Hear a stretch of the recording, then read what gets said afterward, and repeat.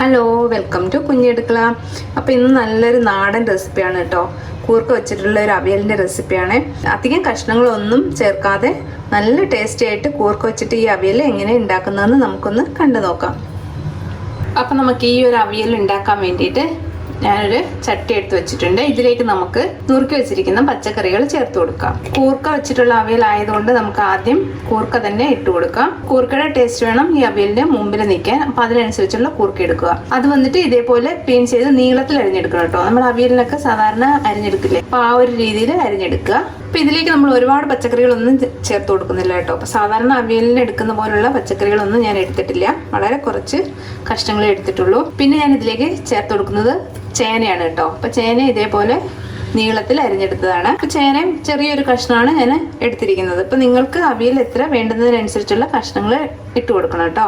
പിന്നെ ഞാൻ ഇട്ട് കൊടുക്കുന്നത് ക്യാരറ്റാണ്. അതും ഇതേപോലെ നീളത്തിൽ അരിഞ്ഞെടുത്തത്. ചെറിയൊരു ക്യാരറ്റാണ് എടുത്തിരിക്കുന്നത്. ഇനി നമുക്ക് മുരിങ്ങക്കായ ചേർത്ത് കൊടുക്കാം. അപ്പം മുരിങ്ങക്കായും ഇട്ട് കൊടുത്തിട്ടുണ്ട്. പിന്നെ ഞാൻ ഇതിലേക്ക് ചേർത്ത് കൊടുക്കുന്നത് തക്കാളിയാണ് കേട്ടോ. അപ്പം പച്ചത്തക്കാളി ഉണ്ടെങ്കിൽ അതാണ് ഏറ്റവും നല്ലത്. ഇതിപ്പം ചെറിയൊരു തക്കാളിയാണ് എടുത്തിരിക്കുന്നത്. കഷ്ണങ്ങൾ കുറച്ച് ഉള്ളതുകൊണ്ട് ഇപ്പൊ കൂർക്കയുടെ അവിയലായതുകൊണ്ട് ഇതിലേക്ക് ഞാൻ തൈര് ചേർത്ത് കൊടുക്കുന്നില്ല. തക്കാളി എടുത്തിട്ടാണ് വെക്കുന്നത് കേട്ടോ. അപ്പൊ തക്കാളിയാണ് ഒന്നുകൂടെ നല്ലത്. പിന്നെ നമുക്ക് ഇതിലേക്ക് എരിവിന് ആവശ്യത്തിനുള്ള പച്ചമുളകും കൂടെ ചേർത്ത് കൊടുക്കാം. ഇനി നമുക്കിത് വേകാൻ ആവശ്യത്തിനുള്ള വെള്ളം ഒഴിച്ചു കൊടുക്കാം. ഇനി ഇത് നമുക്കൊന്ന് വേകാനായിട്ട് വെക്കാം കേട്ടോ. തിളച്ചതിന് ശേഷം നമുക്ക് ഉപ്പും മഞ്ഞൾപ്പൊടിയും ചേർത്ത് കൊടുക്കാം. ഇതിപ്പോ ഞാൻ വേകാനായിട്ട് വെച്ചിട്ടുണ്ട്. ഇതൊന്ന് തിളച്ച് വരട്ടെ കേട്ടോ. നമുക്കിതൊന്ന് അടച്ചു വെക്കാം. ഇപ്പൊ കഷ്ണങ്ങൾ വേകുന്ന സമയം കൊണ്ട് നമുക്ക് ഇതിന്റെ അരപ്പും കൂടെ ഒന്ന് റെഡിയാക്കി എടുക്കാം. അപ്പൊ അതിന് വേണ്ടിയിട്ട് ഞാൻ ആവശ്യത്തിനുള്ള തേങ്ങ എടുത്തിട്ടുണ്ട് കേട്ടോ. അപ്പൊ കഷ്ണത്തിനനുസരിച്ചുള്ള തേങ്ങ എടുക്കുക. ഇനി നമുക്കിതിലേക്ക് നല്ല ജീരകം ചേർത്ത് കൊടുക്കാം. ഇപ്പൊ 1 ടീസ്പൂൺ നല്ല ജീരകം ചേർത്ത് കൊടുത്തിട്ടുണ്ട്. പിന്നെ നമുക്കിതിലേക്ക് ഒരു പച്ചമുളകും കൂടെ ഒന്ന് ചതച്ചെടുക്കണം കേട്ടോ. പിന്നെ ചുവന്നുള്ളി. അപ്പൊ ഇത്രയും കൂടെ നമുക്ക് ഒന്ന് ഒതുക്കിയെടുക്കാം. അരഞ്ഞു പോകരുത്. സാധാരണ നമ്മൾ അവിയലിനൊക്കെ എടുക്കുന്ന പോലെ ഒന്ന് ഒതുക്കിയെടുക്കുക. ഇപ്പൊ നമുക്കിത് തിളച്ചിട്ടുണ്ടോന്നൊന്ന് തുറന്നു നോക്കാം. ഇപ്പൊ ഇത് നന്നായിട്ട് തിളച്ചിട്ടുണ്ട്. ഇതിലേക്ക് നമുക്ക് ആവശ്യത്തിനുള്ള ഉപ്പിട്ട് കൊടുക്കാം. അതേപോലെ തന്നെ ഇനി നമുക്ക് മഞ്ഞൾപ്പൊടിയും ചേർത്ത് കൊടുക്കാം. ഞാനിതൊരു 1/2 ടീസ്പൂൺ മഞ്ഞൾപ്പൊടി ചേർത്ത് കൊടുക്കുന്നുണ്ട്. അതേപോലെ തന്നെ ഞാൻ ഇതിലേക്ക് ഒരു 1/2 ടീസ്പൂൺ മുളക് പൊടിയും കൂടെ ചേർത്ത് കൊടുക്കുന്നുണ്ട് കേട്ടോ. അപ്പൊ മുളക് പൊടി ഇടാൻ താല്പര്യം ഉണ്ടെങ്കിൽ മാത്രം ഇട്ട് കൊടുത്താൽ മതി. നല്ലൊരു കളർ കിട്ടാൻ വേണ്ടിയിട്ടാണ് ഞാൻ ഇതിലേക്ക് മുളക് പൊടി ചേർത്ത് കൊടുത്തിരിക്കുന്നത്. ഇനി നമുക്കിതിലേക്ക് കുറച്ച് കറിവേപ്പിലയും കൂടെ ഇട്ട് കൊടുക്കാം.